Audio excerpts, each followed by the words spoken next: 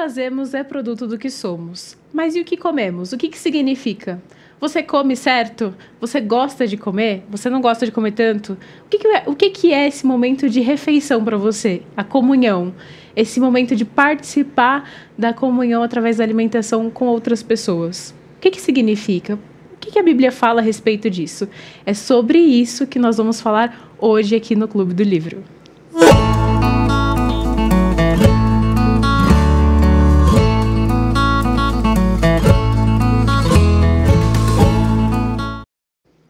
Falando em alimentação, como vocês viram aí, eu já quero convidar você a se sentar aí no seu sofá, pegar a sua xícara de café, a sua xícara de chá, um suco, enfim. Já senta aí, já aproveita que esse papo vai envolver muita comida e se inscreve no canal, coloca aí o sininho, ativa o sininho para você receber todas as nossas novidades, porque tem muita coisa chegando aqui na IPB-TV. Inclusive, o Clube do Livro já tem bastante novidade por aí, então fica aqui com a gente que o papo vai ser muito bom. O livro de hoje é esse aqui, ó, Filosofia Cristã da Alimentação, do Peter Brinch. Então, com certeza vai ser muito bom para você. E para falar sobre esse livro hoje, Isabela Quirino. Eu vou falar aqui um pouquinho dela para vocês. Ela é casada com Carlos, ela é jornalista, especialista em assessoria e comunicação e tem um diário de leitura no Instagram chamado Literabela_que. Já segue lá no Instagram, já vê todas as dicas que ela coloca e ela coloca todas as experiências literárias dela lá. Inclusive, ela é lá do Pará, gente. Ela é da Primeira Igreja de Belém. É isso mesmo, Bela? Isso mesmo, Letícia. Obrigada pelo convite. É uma alegria muito grande estar aqui junto com vocês. Nossa, é uma alegria imensa poder trazer alguém de tão longe pra pertinho da gente. Ainda mais pra falar de livro. Pra falar de livro. Pra mim é uma delícia. A gente já conversou um pouco à tarde hoje, foi muito legal. Eu chamo ela de Isa, de Bela, porque é Bela mesmo. Tanto faz. E é uma alegria imensa. Para quem não sabe, ela é filha do Roberto Quirino, que é nosso diretor aqui. Então, a gente já tá em família, a gente já se sente em casa, né, Isa? Isso mesmo. Isa, me conta um pouco. Você já tem um Instagram que conta suas experiências literárias. Sim. E como que surgiu essa ideia? Como que é a sua relação com a literatura? Então, a ideia do Instagram surgiu porque eu queria algum lugar para compartilhar um pouco sobre o que eu tô lendo. E existe, né, essa cultura do book Instagram. Então, tem um monte de gente que já tem. Eu falei, nossa, eu podia ter um. E, enfim, criar essa comunidade com pessoas que gostam da mesma coisa. Pegar dicas e dar dicas. Enfim, é muito legal. Já conheci bastante gente por lá. Me reaproximei de algumas amigas de algumas outras igrejas que eu participei em outras cidades, enfim. Então, abre bastante coisa. E minha história com a leitura é bem antiga, bem antiga mesmo. Sempre tive esse estímulo dentro de casa. Eu estava conversando com você antes, né? Porque o Roberto comentou com a gente que livro não é presente, Não é né? presente. Então, sempre que eu quero ler um livro, então... esse livro aqui, eu achei isso sensacional. Sim, porque, enfim, quando criança, né, a gente tem aquelas datas de, não, essa é a minha data de ganhar presente e tal. O livro estava fora dessa data. Sempre foi assim, eu quero ler esse livro, então, legal, vamos lá, a gente compra, a gente lê. E aí, enfim, ler livro também que era um dos meus pais. Sempre teve livro em casa, a gente sempre teve esse incentivo. Então, não tinha pra onde correr, não tinha pra onde fugir. Isso é muito bom de ouvir, porque é justamente uma das coisas que a gente quer estimular aqui no Clube do Livro. Estimular a leitura, porque tem muita gente que fala, mas não é pra mim leitura, eu não gosto de ler, eu nunca tive esse incentivo, então acho que não é pra mim. E falar justamente que sim, é pra todo mundo. Sim. Inclusive, e principalmente pro cristão que tem a Bíblia ali como a revelação especial de Deus para nós, né? Então, Sim. Se você é um bom cristão, você é um bom leitor, assim, e ler outros livros ajuda a gente a pensar, ajuda a gente a refletir e não depender da nossa própria consciência, do nosso próprio coração o tempo todo, né? E quando vai batizar uma criança, uma das promessas que os pais fazem é de alfabetizar aquela criança para que ela possa ler as verdades do Evangelho por ela mesma, né? Então, é uma ferramenta incrível para a gente aprender mais de tudo. É um compromisso, né? Um compromisso. Um compromisso com a sua família, com você mesmo, de transformação, porque eu acho que a literatura é um ambiente de transformação, né? Sim. É um ambiente em que você... Eu acho que você é despido ali. Você coloca em reflexão, coloca coisas sobre você mesmo em xeque. De, será que eu tô certo? Será que é isso mesmo? E é um ambiente propício para isso. Um ambiente onde existe liberdade, né? Sim. Isso é muito bom. E saber dessa história é um incentivo muito bom. Saber que sua família incentiva. Sim. Então já é uma dica aí pra você aí de casa. Pra você que fala, meu Deus, o que eu faço com os meus filhos? Já tenha isso como um desafio pra você. Incentive os seus filhos a ler, a buscar a literatura como uma fonte de prazer, uma fonte de conhecimento. Um lugar propício para eles se conhecerem, para conhecerem a Deus. Enfim, vai ser muito bom. Eu já não tive a mesma experiência que você, mas foi o mesmo meio que eu cheguei na literatura, né? Eu aprendi na escola, tinha o incentivo da escola, uma escola cristã, eu achei isso genial. Legal. Da escola a gente tem uma aula de literatura em que você vai ter que fazer o fichamento, vai ter que decorar algumas coisas, inclusive, mas eu achei muito bom para a manutenção da minha memória. Então, a literatura traz muitos benefícios para tudo na nossa vida, para a saúde, para as relações interpessoais, né? Ixi, vocabulário. Ainda mais para você que é jornalista, né? Sim, precisa bastante. Precisa estar com a mente ali trabalhando. Isa, falando especificamente desse livro, por que você escolheu ele? O que te chamou a atenção à primeira vista desse livro? Então, a alimentação é uma coisa que eu tento estudar bastante. Principalmente nesse período agora de recém-casada, e eu tava morando sozinha, e agora eu já tô morando com meu marido, então eu tenho que cuidar da minha própria alimentação. Então, eu fui estudando a respeito disso, e aí eu me deparei com esse livro, e o título já me chamou bastante atenção, assim, a filosofia cristã da alimentação, porque tem o famoso versículo, né, de quer comais, quer bebais, fazer tudo para a glória de Deus, e quantas vezes a gente pensa literalmente de comer para a glória de Deus, né? Pelo menos assim, para mim era bem menos do que eu penso agora. E aí foi uma coisa que me chamou a atenção, e todo mundo come. Todo mundo tem que comer 3 vezes por dia. Não tem para onde ir, para onde fugir. Então, não tem por que a gente não se aprofundar um pouco mais nisso. No porquê a gente está fazendo, em como a gente está fazendo. O que a gente vai estar colocando para dentro da gente. Enfim, tudo isso tem a ver com o ser cristão. Com a nossa vida cristã, com o nosso dia a dia. Então, é um estudo bem legal. Eu acho que você tocou num ponto muito interessante para nós, assim, que somos cristãos, que desejamos ter uma vida comum, mas dedicada totalmente a Deus, né, com total devoção. A hora de comer, acho que não significa só você orar aquele 1 minuto antes, só obrigada a Deus pelo alimento. E, esse livro abriu portas para que eu pensasse mais profundamente sobre isso, como você disse. De ver aquele momento comum que eu faço algumas vezes por dia como algo vindo do próprio Deus para mim, como um cuidado, como Deus cuidando de serzinhos tão pequenininhos como nós, com todo carinho e amor, e ainda assim ensinando a gente a cuidar do outro através do alimento também. Isso, né? Eu acho que começa assim, pelo fato da gente ter um alimento lá na nossa mesa, né, de dar graças por isso, e uma bênção, assim, que é uma bênção que a gente não pensa, de sentir prazer comendo alimento, sabe? Porque quando a gente tá comendo aquela comida gostosa, assim, aquele arroz com feijão, gosto de mamãe, a gente sente prazer, e isso é dado de Deus para nós. Exato. Essa questão do prazer em comer, de pensar em todo o processo do alimento, esse livro também traz, né? Sim. Eu lembro de uma pregação do Emílio Garófalo, que se chama A Teologia do Deslumbramento, né? Acho que é isso, a pregação. Mas tem a ver com deslumbramento.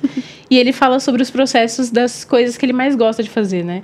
O café, a comida preferida, né? Pensar em que alguém plantou o café, alguém teve que ir lá colher o café e fazer todo o processo de moer o café, de ferver, enfim. Todo esse processo ele conta na pregação e é muito belo ouvir isso. E quando a gente tá lá fazendo café na correria e tal, a gente não pensa nessas coises. É verdade. Mas existe muitas pessoas envolvidas em tudo que a gente faz no nosso dia a dia, principalmente a comida, né? Exatamente. Tem, sei lá, 50 pessoas envolvidas nesse macarrão que eu tô comendo. Enfim, muito mais até. Mas parar pra pensar nisso é ver como que a gente é dependente das outras pessoas, né? É verdade. Ver a beleza nessa dependência. E Ninguém como a vive comida está sozinho. relacionada com tudo, né? Eu acho que, assim, até no na divisão de capítulos do livro, né? Que ele vai lá e ele relaciona a comida com a saúde, ele vai lá e relaciona a comida com a cultura, a comida com a economia, e relaciona a comida com a nossa espiritualidade dentro de todas essas coisas. Sim. Então, tá tudo lá, tudo junto, tudo relacionado. E é verdade, tem um capítulo que eu gosto muito nesse livro, que ele fala sobre a comida e o lamento, né? Como que a comida é envolvida com lamento. Como que a comida também é envolvida com alegria. Com alegria. Com a celebração. E a gente para ver o Antigo Testamento, o tanto de festa que existia para o povo de Israel e o tanto de comida que eles tinham que fazer. Né? Tanto de sacrifício, tanto de comida que eles tinham e era uma ordenança de vocês vão comer a gordura, vocês vão comer essa carne. E nessa festa específica, vocês vão fazer essa comida específica, porque vai lembrar disso. É bem legal. E é isso, assim, a comida sendo usada como um elemento espiritual para que aquele povo, por exemplo, ele até cita isso no livro, né, a questão do pão sem fermento. É a comida sendo usada como lembrete, para que aquele povo se lembrasse do tempo em que eles estavam no Egito e tudo mais. Então, é uma coisa que tem significado. E ainda mais para ele, que o pai dele é cientista alimentar, né? Isso. Cientista da alimentação.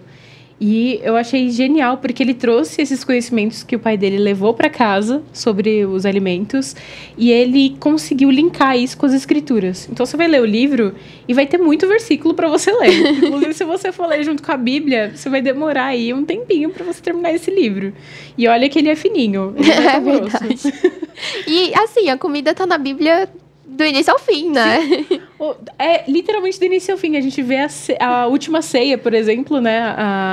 Ou, por exemplo, quando a Bíblia fala que a gente vai ceiar com o Senhor em glória. Sim. E pensar que Deus tá ali, né, nessas questões mais simples do dia a dia. Eu acho isso fenomenal. Quero viajar na maionese e fazer um clube do livro de 3 horas. Nossa, dá pra tirar muita coisa daí. Cada capítulo dá pra fazer um clube do livro diferente. Exato.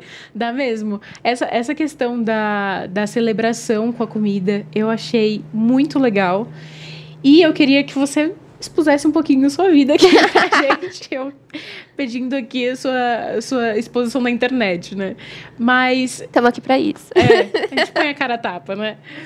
Mas como que esse livro te ajudou? Você falou que você escolheu porque você estava prestes a casar. Sim. E tal. E como que ele te ajudou nessa jornada aí no casamento? Tá, eu acho que 2 aspectos principais.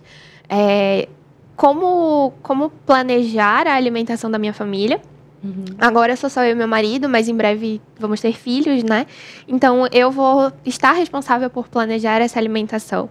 E aí, compreender que a gente não pode ir para nenhum dos 2 extremos que existem, né? De ser aquela pessoa ficcionada, de não, todo mundo só vai comer brócolis nessa casa e ninguém vai comer nada de diferente. Deus o livre, entrar um chocolate aqui. E também não ser o outro oposto, que não se preocupa em ter uma alimentação balanceada, pensar o jeito correto enfim, né, nutrir o corpo, que é necessário, e dar saúde para o corpo, que também é uma coisa que é necessária.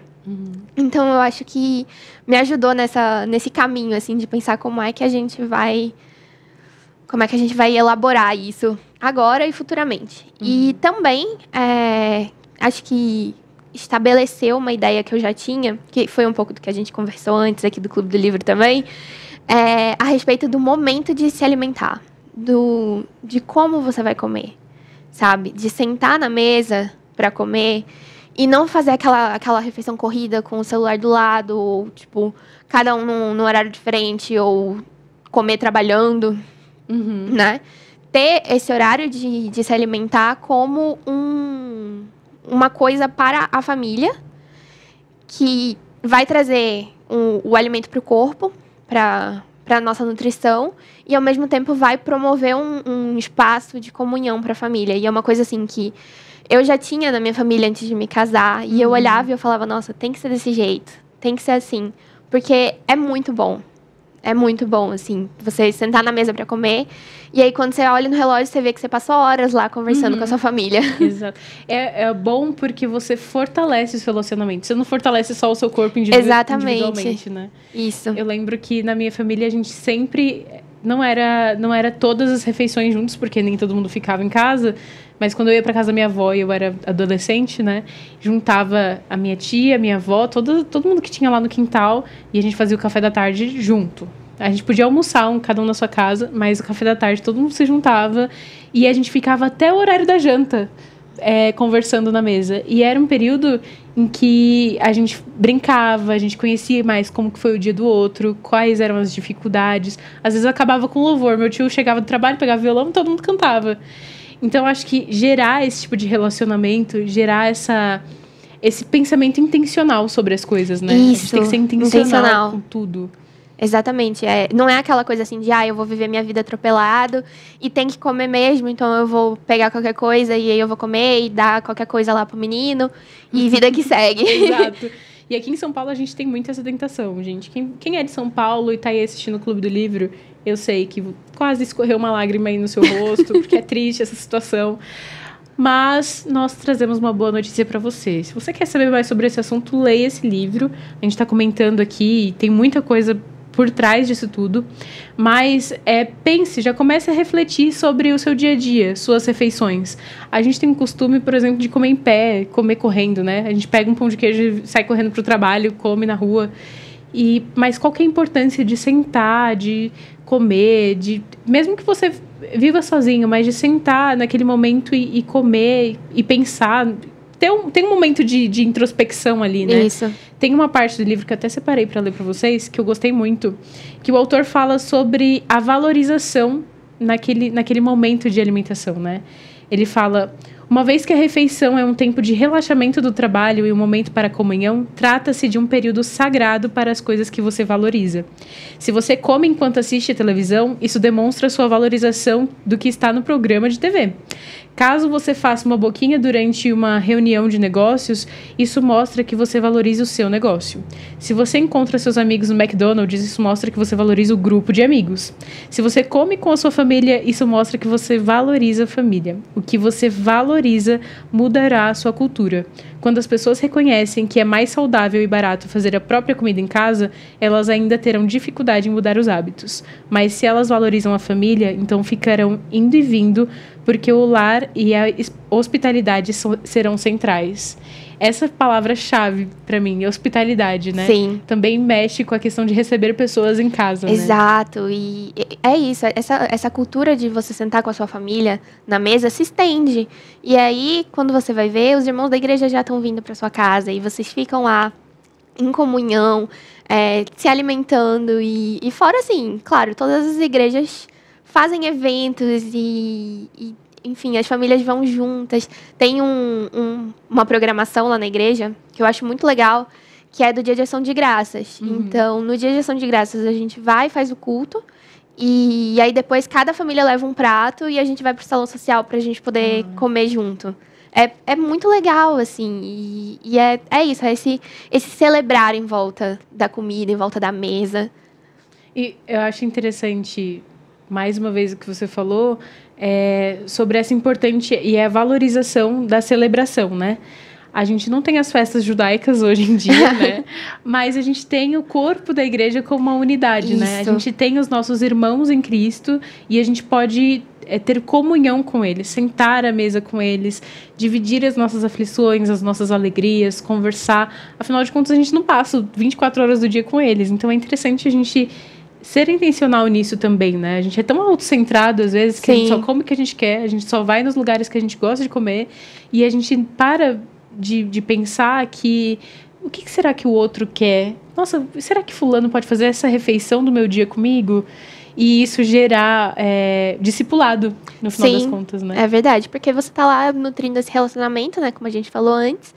E esse nutrir, esse relacionamento pode gerar fruto que a gente nem imagina. Uhum. Quantos milagres já não aconteceram ao redor da mesa, né? A vida de Jesus tá aí pra mostrar isso, né? Ele tava lá o tempo inteiro. Uhum. A Santa Ceia, né, que a gente tem hoje é fruto disso, né? Fruto de da comunhão que Cristo tinha com os discípulos. Exatamente. De se sentar. E todo o cronograma que ele tinha naquele dia, né? De lavar os pés dos discípulos, esse relacionamento de serviço, de servir um ao outro. ele ser o anfitrião daquele lugar, de servir a ceia. É muito belo quando a gente para ver essa questão de hospitalidade através da comida, de servir o outro. Eu vou fazer o que ele quer. E eu acho que você lidando com o casamento agora, lidando Sim. com os gostos do seu marido, por exemplo, tendo que ter coisas que você não gosta de comer eu vou fazer pra ele. Eu paulista, ele paraense, ele come umas coisas que eu fico... Tudo bem, eu vou colocar aqui esse cheiro verde na comida. Tem muita coisa que é diferente, né? Sim. Ele fala dessa questão cultural na comida, né? E é muito claro, ainda mais pra você que tá num casamento praticamente transcultural, né? É verdade, então, é verdade. Açaí salgado, açaí com... Açaí com peixe frito. Então, açaí com peixe. E aqui a gente come açaí com leite ninho, com fruta, enfim. O pessoal do Pará deve excomungar a gente por comer. Quase isso. Deve achar a gente bem tolo, mas a gente também não se imagina comendo açaí com peixe frito, né? E no final das contas, você tem um casamento aí transcultural, em que você serve o outro, apesar de não ser tão natural para você comer isso, mas você acaba se mudando também, né? Sim. Para servir. Você abnega suas próprias vontades para fazer a vontade do outro. E isso é evangelho também, né? Sim. É uma forma de serviço muito bonita. Exatamente. E é um serviço que vai de fazer a comida, de pensar o que vai ser feito, de lavar a louça depois, né? Enfim, são várias coisinhas que... E várias etapas. Várias etapas. E pensando em tradição também, né? Porque você pode... A tradição que você tinha com a sua família, com seus pais, com seu irmão, hoje você passar para sua casa e amanhã passar para os seus filhos. Sim. Qual tradição que você gostaria de passar referente a esse assunto de alimentação? Essa é de sentar na mesa. Sentar na mesa e conversar, e comer, e ficar junto. É muito bom, assim... É um tempo que sempre que eu me lembro eu tenho boas recordações de estar lá estreitando os laços com os meus pais e podendo contar a respeito do meu dia para eles e falar das minhas angústias, enfim. É um tempo muito bom e que, como família, eu quero levar pra frente. Por isso que hoje você já chegou aqui, já almoçou com o paizinho, Foi, né? tava com saudade. Passou um tempo, assim, sem comer junto com ele, agora almoçar junto com o pai. E eu acho que isso não é algo pra desmotivar você que não tem essa cultura, viu? Sim. A nossa questão e a nossa proposta aqui hoje é justamente mudar, né? Tem esperança para todo mundo. Tem esperança para você que come sozinho, para você que não tem esse costume na sua família. É algo que a gente quer trazer para ter uma visão bíblica sobre esse aspecto, né? Tudo na vida do cristão diz respeito a Deus. A gente nunca vai ter algo centralizado em nós, né? É sempre referente a Ele. Quer comais, quer bebais, quer fazer qualquer outra coisa, faça para a glória de Deus. E que a gente tenha essa visão de glória de Deus em tudo, né? Exatamente. Essa visão de liturgia do ordinário, a liturgia de tudo que a gente faz, de comum, desde da preparação do café da manhã, de coar o café, de picar lá o cheiro verde que você não gosta, mas pensar tudo isso, nossa, isso aqui é para servir, é para nutrir a minha família, eu tô nutrindo. Isso. Tem não sei se você já ouviu falar da Edith Schaefer, que ela tem um livro chamado Família, né? Uhum. E ela fala muito sobre tradição familiar. Ela fala justamente sobre isso, sobre na alimentação, você ser hospitaleira, na decoração da sua casa, em trazer harmonia para o seu lar, em receber as pessoas com hospitalidade, enfim. Você vê que esse livro sobre alimentação não é só sobre nutrientes, isso. Né? Apesar dele falar bastante disso, ele fala também sobre a finalidade. Qual que é o final? Qual é a finalidade de eu comer? Qual que é a finalidade de eu fazer a comida? Qual que é a finalidade da outra pessoa cozinhar para mim? Qual a experiência disso, né? Essa questão que a gente falou de intencionalidade, né? Uhum. A minha intencionalidade ao comer, a minha intencionalidade ao escolher o que eu vou comer, a minha intencionalidade ao deixar de comer ou não, né? Então, é pensar tudo intencionalmente a partir da palavra de Deus. Uhum. E fica muito mais bonito, né? Eu já tô querendo até chorar. Porque eu acho que dá uma beleza para as coisas, olhar com o ponto de vista das escrituras. Sim. Para tudo, para a natureza, quando você olha para tudo ao seu redor, tudo fica mais belo quando você sabe que isso foi gerado pelo Criador. E é uma forma em que Deus trabalha por nós. né? A gente trabalha para Deus, mas Ele também trabalha por nós. Então, Ele fez tudo isso e dispôs tudo isso para que a gente visse o amor e o cuidado dele, né? Deixa de ser rotineiro e passa a incorporar dentre as maravilhas que Deus faz, né? Da gente ter aquilo para comer e a gente levantar de manhã. E é isso, deixa de ser rotineiro. A gente fica deslumbrado com o comum. Com o comum, exatamente. Ai, que bonito! É muito bonito isso. E eu acho que, para fechar aqui, Isa, eu queria que você desse um incentivo pro pessoal aí de casa para ler esse livro. Eu creio que já tá todo mundo aí querendo ler. Inclusive, eu quero ler de novo. Gente, é isso. Eu acho que estudar sobre o que é rotineiro, estudar sobre uma coisa que a gente faz no automático, abre nossos olhos para outros ângulos, outros lados da coisa. Então, a gente vai pensar com mais intencionalidade, né, que foi o que a gente falou aqui nessa conversa toda, a respeito da nossa alimentação. E a gente vai entender que até isso, que parece muito básico, é para a glória de Deus. Então, a gente vai fazer para a glória de Deus. É isso. Fechou com chave de ouro. Glória de Deus é a finalidade de todas as coisas. Inclusive, esse programa é para a glória de Deus. Tudo que a gente faz tem que ser para a glória de Deus. Então, eu espero que tenha te edificado de alguma forma. Isso tenha trazido reflexões muito boas para você aí de casa, como trouxe para mim, trouxe para a Isa também. Sim. Como uma leitora ávida. Eu espero que a Isa escreva um livro um dia. Que ela seja uma escritora falando sobre o livro dela aqui. Já pensa, Isa. Eu já joguei essa bolsa para você. Vamos ver. Vamos ver aí. Quem quer um clube do livro da Isa, já coloca aí nos comentários. É um prazer receber você aqui. Prazer estar aqui. Fico feliz de verdade de saber que tive a oportunidade de conhecê-la pessoalmente, ver que você veio lá do Pará para ver a gente aqui também, ver os seus pais, ver a sua família e comer junto com eles. E comer junto com ter eles. Essa comunhão. E que você seja muito abençoada lá no seu ministério. Inclusive, sigam a Isa no Instagram, o Litera Bela, que é isso, né? Isso. E já segue aí para você estar a par de todas as literaturas que ela tem colocado lá, as dicas dela. O Clube do Livro tá acabando, mas eu quero te fazer um pedido. Se inscreve no canal, coloca aí, ativa o seu sininho, curta esse vídeo, comenta, faça todas as interações possíveis, porque aqui a gente gosta de interatividade. Então, para ter essa interatividade, eu preciso que você faça isso, coloca suas sugestões de livro, vê tudo que você quer, coloca tudo que você quer ver aqui no Clube do Livro para que a gente possa te servir com muita excelência. Então, o Clube do Livro fica por aqui, Bela. Foi muito bom. Obrigada pela sua presença. Obrigada. Obrigada por você aí de casa. E nós ficamos por aqui, mas tem muito mais vindo aí, viu, gente?